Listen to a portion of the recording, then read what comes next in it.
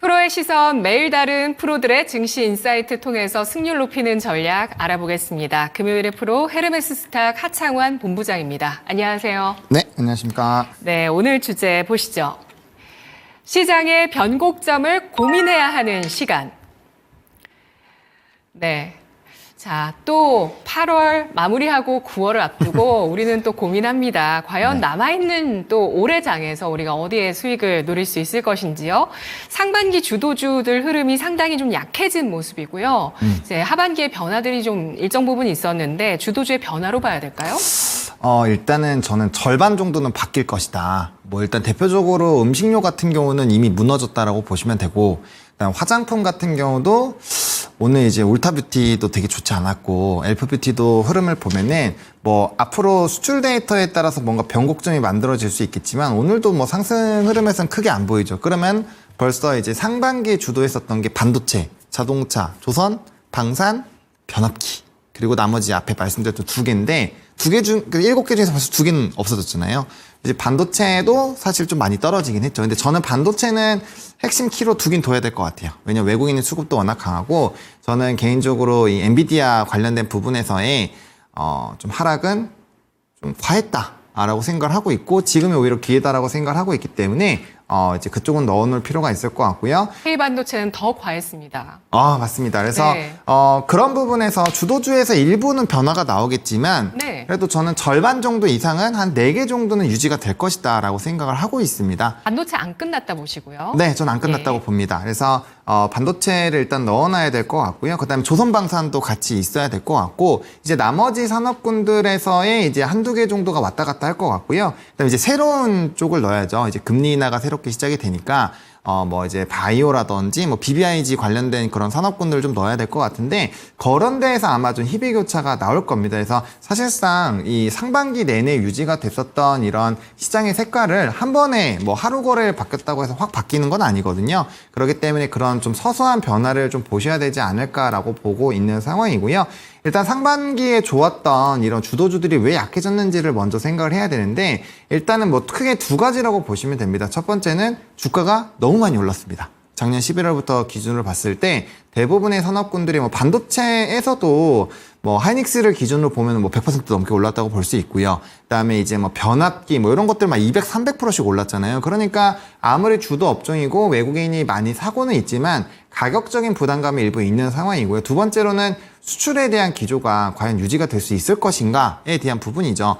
뭐 요번에 이제 전거래일에 미국장에서 나왔던 뭐 GDP라든지 이런 것들을 보면은 여전히 좀 견조하구나 잘 되고 있구나를 확인을 할 수 있지만 계속적으로 꼬리표로 지금 움직이고 있는 게 경기 침체에 대한 부분이고 이제 무역 전쟁이 본격적으로 좀 시작이 되지 않을까? 관세에 대한 부담감들이 계속 생기지 않을까? 이런 얘기들이 나오고 있거든요. 그러면 자연스럽게 이제 수출과 연관되어 있는 기업들이 과연 지금처럼 좋은 기조를 유지를 할 수 있을까에 대해서 물음표가 생겨 있는 상황이고 또 금리 인하가 진행이 된다라고 한다면 뭐 달러나라도 이런 부분에서 또 변화가 생기니까 과연 그런 프리미엄들을 유지를 할 수 있을까?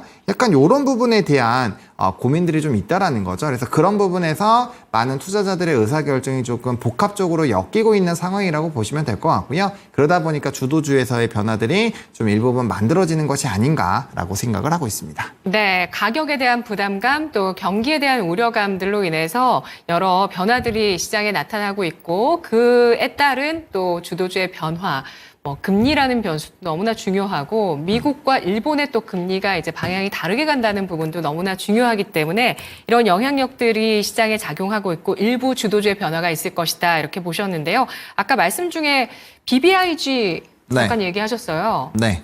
너무 오랜만에 듣는 용어인데 배터리 바이오 인터넷 게임. 네. 네. 근데 그쪽이죠. 실제로 그쪽을 보시면 최근에 네. 이제 뭐 오늘이야 약간 차익이 나오지만 뭐 배터리 쪽 관련돼서 뭐 LG 에너지솔루션, 삼성 있을 때 최근에 얼마나 또 시원하게 올랐습니까? 그리고 거기에 따라서 전고체 관련된 종목군들도 좀 많이 움직였죠. 그다음에 이제 뭐 바이오는 뭐 말할 필요도 없죠. 지금 뭐 계속적으로 오늘도 강한 흐름을 보여주고 있는 상황이고요. 인터넷 지금 이제 신문에서 좀 보시면 기술주를 제일 많이 팔고 개인들이 제일 많이 산 게 네이버입니다.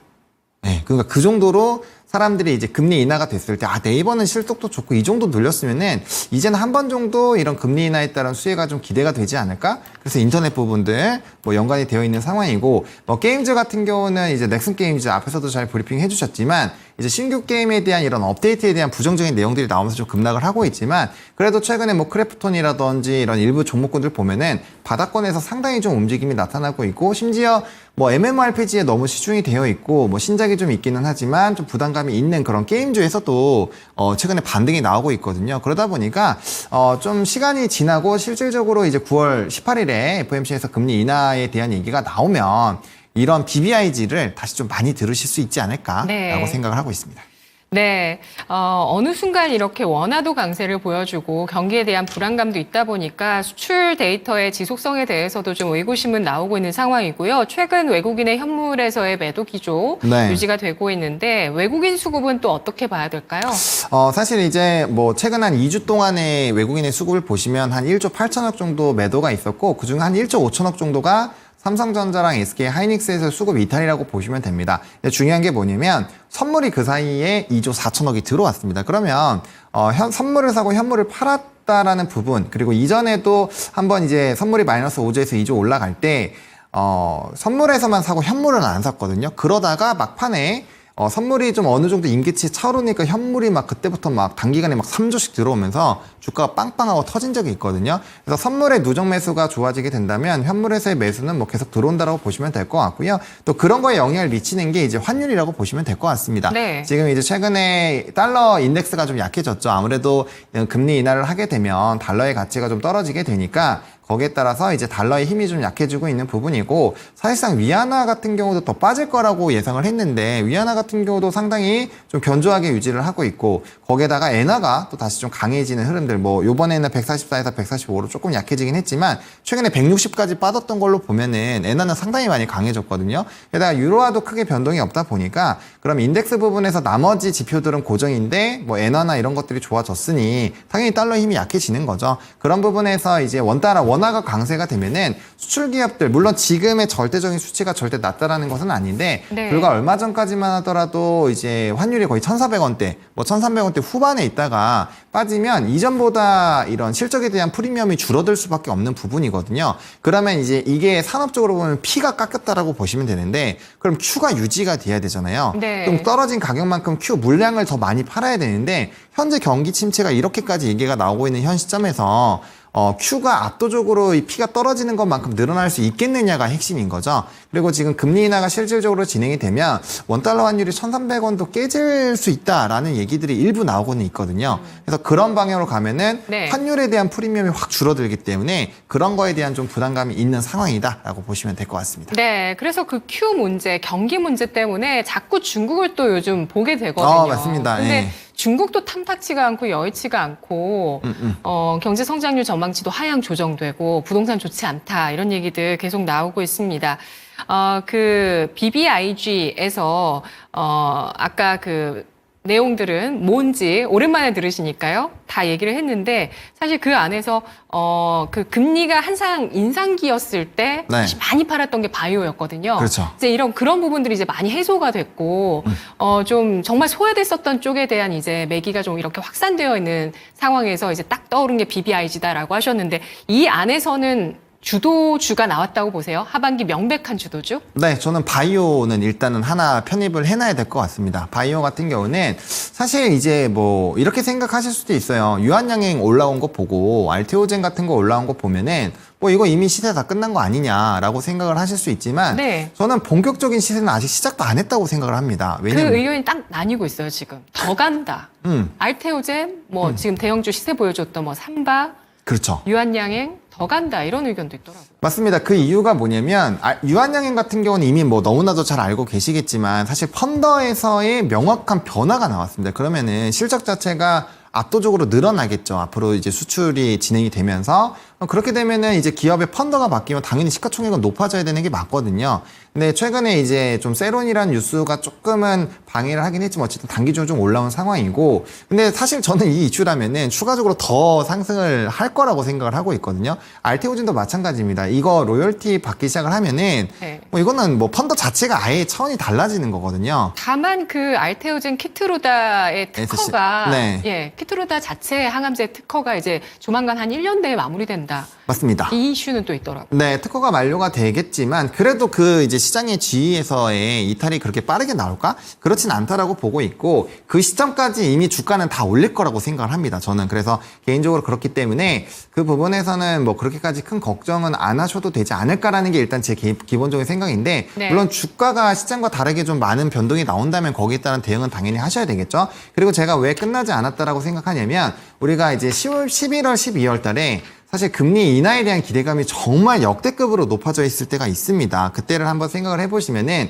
대부분의 대형 제약바이오 종목군들은 죄다 바닥권에서 20, 30% 이상씩 급등이 나왔습니다. 왜? 3월부터 당장 뭐 연초부터 금리 인하 연쇄적으로 계속 할 거다. 우리 올 초만 하더라도 올해만 하더라도 금리 인하 6번은 한다가 기조였잖아요. 그러다 보니까 바이오는 완전 붐이 올 거다라고 해서 전반적으로 이런 좀 대형주들의 시세가 굉장히 분출이 됐는데, 최근까지는 그런 이슈가 있는 뭐 CDMO라든지 뭐 기술 수출이라든지 이런 로열티, FDA 승인 이런 명확한 이슈가 있는 종목군들만 움직였지, 뭐 한미약품 이런 거 차트 보세요. 이제 아마 고개 들어 올리지 주가 움직인 거 하나도 없거든요. 그런 걸 보면은 금리 인하에 대한 부분들은 반영이 안 됐다라고 보는 게 맞지 않겠는가라는 네. 거죠. 그리고 이제 CDMO 같은 경우는 사실 이렇게 말씀해 주신 것처럼 특허가 만료가 되면 그와 연관되어 있는 기업들은 빠질 수가 있지만, 바이오시밀러 부분에서는 굉장히 핫하게 움직임이 나타날 거거든요. 삭센다도 삭센다, 그렇죠. 네. 삭센다 같은 거 엄청 큰 그거잖아요. 네. 그러면은 뭐 바이오시밀러 어마어마하게 뽑아져 나올 텐데, 그러면 CDMO 업황은 좋아질 수밖에 없다라는 거. 근데 중국 쪽이 이제 미국 쪽에서 이제 이 생물보안법이 진행이 되면은 생산에 대한 문제가 생길 거고, 분명 우리나라가 반사 수혜를 받긴 받을 겁니다. 저는 그렇게 생각을 하고 있어요. 그럼 그런 부분에서 본다면 이런 랠리가 과연 지금이 끝일까라는 부분에서 상당히 회의적이라는 거죠. 그리고 이제 미국 시장에서도 보시면 상당히 이제 뭐 최근에 리비안이라든지 루시드 이렇게 좀 기업의 펀더에서도 좀 물음표가 많이 있는 기업들도 바닥권에서 굉장히 좀 꿈틀꿈틀하고 있어요. 그리고 성장주들도 상당히 좀 좋은 흐름들이 나타나고 있고, 그래서 그런 관점에서 본다면 분명 우리나라에서도 성장주에 대한 매기가 쏠릴 텐데 대표적으로 나오고 이슈까지 있는 쪽이 바이오거든요. 그러니까 그쪽은 상당히 좀 좋은 흐름들이 여전히 유지가 될 수 있지 않을까라고 생각을 하고 있습니다.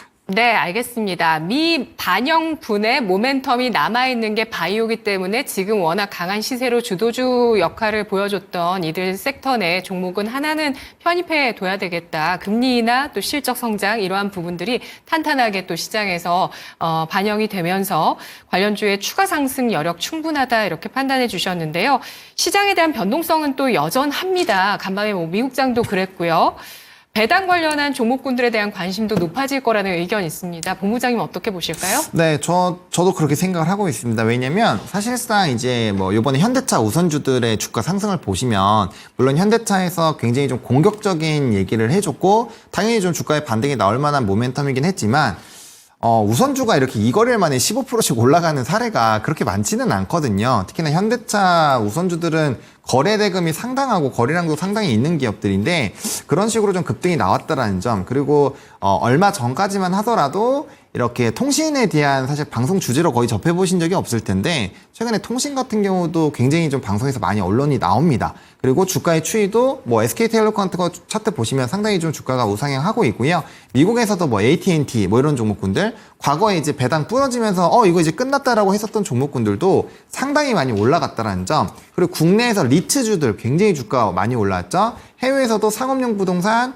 이런 뭐 대표적으로 리얼티 인컴 이런 종목군들 바닥권에서 막 30% 이렇게 올랐습니다. 이런 거 보면은 확실히 배당에 대한 관심도들이 많이 높아진 것 같아요. 그리고 우리나라에서도 계속적인 밸류업, 요번 달에 이제 9월 달 되면 밸류업 지수 나오잖아요. 밸류업 지수 나오고 또 연말까지 모멘텀들이 있을 거고, 좀 안타까운 얘기지만 아직까지 밸류업에 대해서 제대로 공시하고 진행한 기업이 한 8기업밖에 안 되잖아요. 그러니까 밸류업이 아직까지는 우리나라에서 시작도 안 했다라고 보시는 게 맞고요. 이게 사실상 기간이 좀 길거든요. 그럼 그런 부분에서 계속적으로 매력도가 높아질 수밖에 없다라는 점, 그리고 간밤에 7년물 국채, 미국채에 대한 이런 국채 수익률이 3.67, 6에서 7 정도까지 떨어졌습니다. 그러면 이 정도면 웬만한 배당 성장주들보다 이제 배당 매력도가 떨어지거든요. 그럼 국채에 들어갔었던 그런 이제 돈들이 아마 5%대, 6%대에 좀 건실하고 배당 성장이 나오는 그런 이제 고배당주 쪽으로 옮겨갈 확률이 굉장히 높습니다. 그런 물량들까지 생각을 해본다면은 저는 충분히 이런 성격에 대한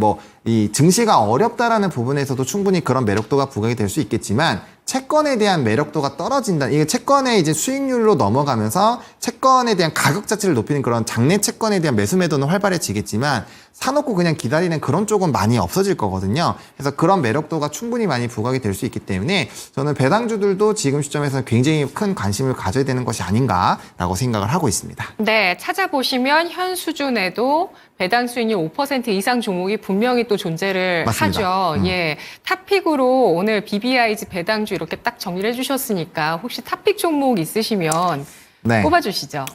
바이오부터 이렇게 들어가야 되나요? 짧게 좀 네, 딱 떠오르신 종목 있으실 거예요. 일단은 지금 네. 시점에서는 알테오젠이 맞다라고 생각을 합니다. 왜냐면은 이제 다들 아시겠지만 알테오젠 같은 경우는 이제 이 이슈가 워낙 명확하게 지정이 되어 있고 이 이제 변곡점이 딱 나왔을 때 그 결과가 9월 말에 나왔을 때가 저는 확실하게 이 기업의 가치가 달라질 수 있다라고 보여지고 있거든요. 그래서 여전히 주가의 가격이 높지만 저는 그 이슈가 오픈이 되면 앞자리가 바뀔 수 있다라고 생각을 하고 있기 때문에 충분히 관심을 가져보시면 좋을 것 같고요.